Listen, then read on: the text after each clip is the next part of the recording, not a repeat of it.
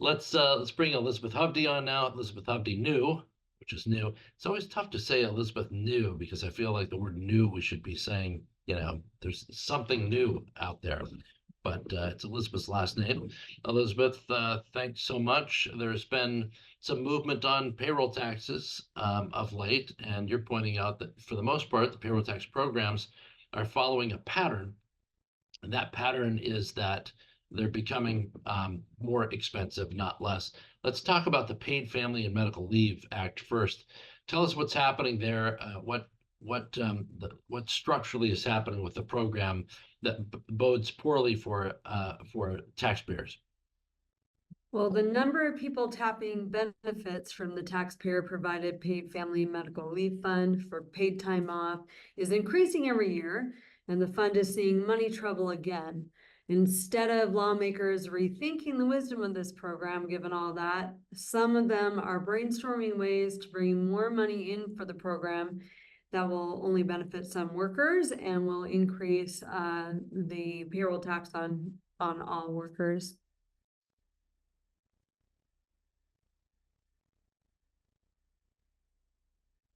Sorry, should I go on? No, I had my microphone on mute because I've only been doing this for 5 years or so. So I was saying, why is the program becoming more expensive? What is it that's causing the increase there? Well, more people are applying for benefits, and also wages have increased, which will also bump up the amount that people are eligible for. So with more applicants and higher wages, the money we're paying out is going up. In 2023, I think, let me look at the number again. When it first started in 2020, in the first year, there were 112,737 people who were approved for benefits. By 2023, the number of people receiving benefits grew to 210,000 plus. And what's more concerning than the amount of people applying for the benefit is that the amount that we paid out for it was close to 1.5 billion, up 24% in 2023 from 2022. And I don't see it slowing down. When the payroll tax rate increased for this program from 0.4% to 0.8% in just a few short years, the state was tapped for a $200 million infusion into the program to keep it in the black, and that also bumped up the need for more payroll tax. And I wouldn't be surprised if the legislature seeks it next session. Well, that kind of brought me to the next question about that, which is are we bringing in enough money to pay for that kind of increase? Because 24% in a single year, are we bringing in? Are we anywhere? What's the trajectory look like in terms of the crossing point between when the money coming in can't pay that money going out? As I wrote in a recent blog, if you build it, they will come. This is what's going to happen. It's easy to feel entitled to that money. You're paying into that program, and people do. They also keep expanding the definition of family that you can help for medical leave. Men and women can both take time off for pregnancy, bonding with children. I don't think there's going to be any slowdown of applicants. And I think that we're going to continue being in trouble. And so do lawmakers. I was sitting in a recent meeting of the Senate Labor and Commerce Committee, and one of the lawmakers threw out the idea of looking into getting rid of the income cap that is on the payroll tax PMFL wages. Another wondered if legislators should have made the payroll tax closer to 1%, which that could happen too. So they're finding ways to take more from workers' paychecks to pay for more people who apply for this fund, regardless of need, by the way. This is no safety net. Last year, I looked into who was getting money from the program, who was taking benefits, and it is not primarily helping people in need. It's going to middle and upper income wage earners. And I think lawmakers need to start explaining why low-income workers are paying for higher income workers to have paid time off. Yeah, I mean that's a huge difference that I mean I think it's good to point that out because just you saying it kind of jogged my memory. Like in my mind I keep thinking this is a safety net program until you remind me it is not a safety net program. This is a new entitlement program for everybody. I do want to say one thing very quickly though while I have it top of mind, which is if anyone from Sound Transit is listening, if you build it, they will come only works with money, get financial giveaways. It doesn't necessarily work for giant light rail, multi-gazillion dollar systems that don't have the flexibility to move people where they need to go. So Agreed. I saw that line in both of our verbiage this week and I thought, oh, it's true. yeah. So if that one is headed northward in terms of the rate, I mean, I remember you writing about how the legislature had plopped a couple $100 million in to artificially downplay how much the tax was going to cost, and it worked for a little while. Now they're looking at it again, and with the growth, they're going to have to even go beyond what it was initially. Is there a limit, by the way, to how high they can go with a payroll tax? I don't know that answer in Washington State. They can go to 1% with the payroll tax. And the increased number of people applying, they're encouraged by it. They say this is a popular program, and you think, of course it's popular. It's seen as free money. We've already lost the money, so getting some of it back, I'm sure looks attractive to people. Yeah, if it costs you less than the value of the program, then of course it's going to look really great. I mean, Right. that's like universal, and I hate using that term, government-only healthcare. The idea of this kind of free healthcare is always super popular until you add the price tag. Right. It's well, it's the same with just about anything, right? I mean, if you ask me, do I want a motorcycle? I would say yes. Do I want to pay but if you told me what the insurance rate was going to be for the motorcycle and how much it was going to cost me, I'd be like, you know what? I'll pass. Thank you very much. And the tax rate for PFML is set using a formula that factors in the program's financial balance.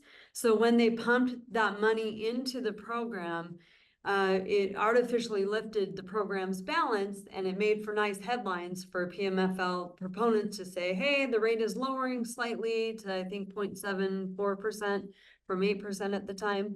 But it didn't help the situation. Now we're looking again at trouble and financial woes for the program. And lawmakers are aware that this is going to continue if they don't find another way to increase the funding going in. Heidi makes an excellent point here. Isn't it always the case that for new programs, the cost is underestimated, so the program will get slipped through. And then for new taxes, the revenue is underestimated, so people won't realize how much they'll pay. But I have noticed that with new programs, very frequently you'll have studies come out. Well, the governor did this recently with the cap and trade tax, where in 2014 they had their study come out that Todd reminded people of, because the governor said there's going to be no costs, just pennies. Todd's work saying it's going to add 43 cents per gallon, which turned out to be true. That was poo-pooed by the governor as nonsense, hogwash, swill.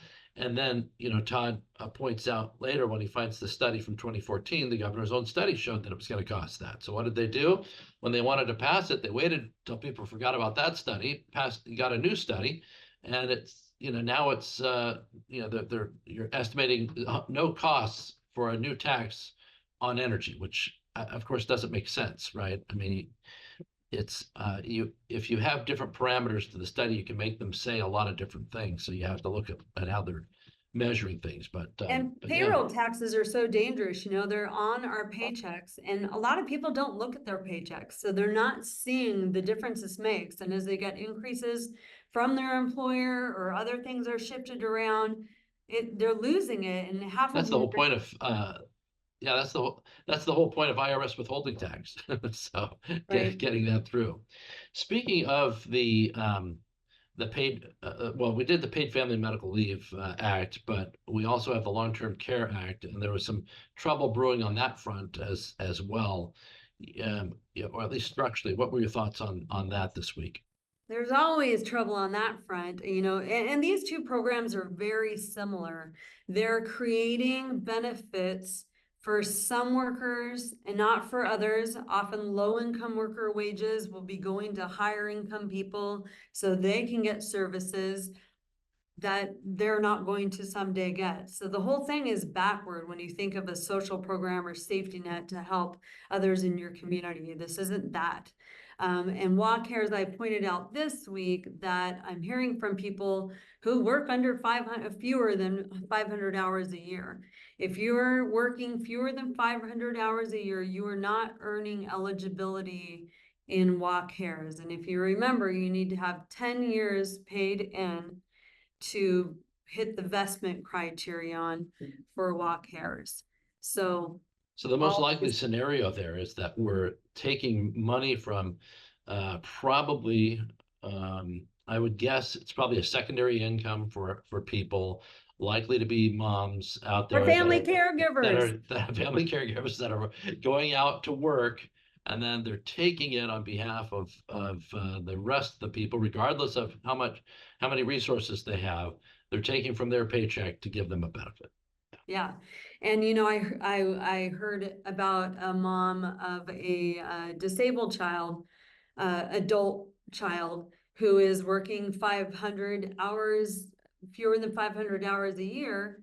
He's not earning eligibility. He's exactly the kind of person that's going to need long-term care. His parents aren't going to be around forever helping him and facilitating a home for him or services. So and you know, I'm not sure. I think the whole thing should be done away with. I think it doesn't allow people to plan for the life needs they do have. It requires them to save for one life need they might have and one that they might not have. But, you know, they're also talking about raising the hours of work required for an eligible year from 500 to 1,000. And the point here is they can tweak this all day long. They can keep passing laws that change WA Cares eligibility. I don't think people should count on it. The WA Cares marketing continues to tell people that they should have peace of mind about long-term care someday because this program exists. And I think, like with PFML, the people wanting the services are going to outstrip the money we have for it, and they're going to continue to create eligibility hurdles to the money that you're paying in. For the casual wonky viewers out there, the PFML is paid family medical leave. It takes a while sometimes for me to put the acronyms into perspective.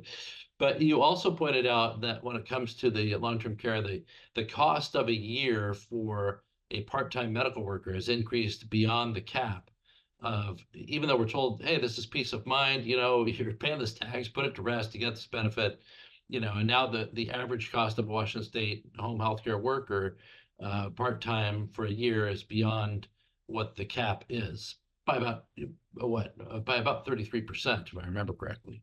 Yeah, it's above it, and it's only, like you say, a part-time worker. So the lowest case scenario, this lifetime benefit of 36,500 that you might qualify for someday, and you might not. Even if you do qualify, the lowest cost that the estimates are showing, it doesn't even cover a year of. That's a part-time 20-hour or less per week aid person or services in your home. When you go up to nursing care home, the price is somewhere around 125,000 a year or higher. So, you know, when a lot of people think about long-term care, providing for elderly people who can't do for themselves the daily life activities that they're used to, this isn't going to go very far. And what's going to happen when the lifetime benefit runs out for these people who do qualify? They're just going to go and apply for the Medicaid long-term care dollars that are already there.